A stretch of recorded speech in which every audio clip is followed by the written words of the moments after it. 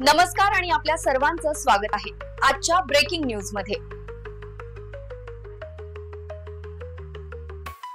भारतीय हॉकी संघाने पुन्हा एकदा देशाचे नाव उज्ज्वल केले आहे।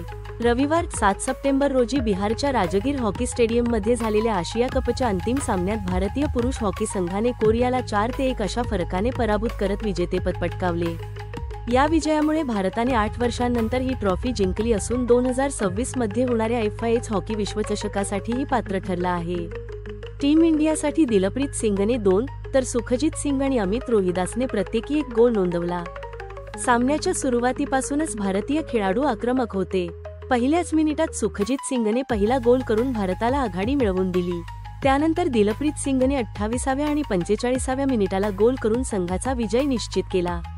शेवटचा गोल 50व्या मिनिटाला अमित रोहिदासने पेनल्टी कॉर्नरद्वारे केला। दक्षिण कोरियाचा एकमेव गोल 51व्या मिनिटाला डॅन सोनने केला।